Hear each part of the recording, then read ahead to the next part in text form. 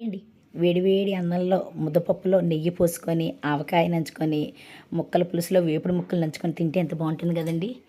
ముక్కల పులుసు కోసం మునక్కాడ ఆనపకాయ చిలకడ దుంపలు ఉడకబెట్టుకుంటున్నాను. ఇక్కడ శనగపప్పు మినప్పప్పు చిటికెడు ఆవాలు చిటికెడు మెంతులు ధనియాలు ఎండుమిరపకాయలు వేయించుకొని పొడి కొట్టుకుంటున్నాను. ఈ పులుసులోకి నేను వేసుకుంటాను, దీన్ని కూర కారం మెంతి కారం అంటారు.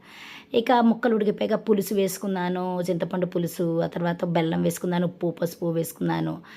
అది ఉడికాక శనగపిండి నీళ్ళలో కలిపి చిక్కదనం కోసం అనమాట పులుసుకి పెట్టానమాట.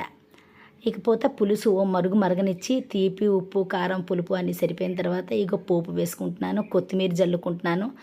అన్నట్టు మర్చిపోయాను, లాస్ట్లో నాకు గుర్తొచ్చింది, ఆ పొడి ఉన్నది కదా, పొడి అదే కొత్తిమీరకి పోపుకి ముందే వేయాలి, గుర్తొచ్చింది వేసాను. ఓ మరుగు మరిగింది, పులుసు రెడీ అయిపోయిందండి.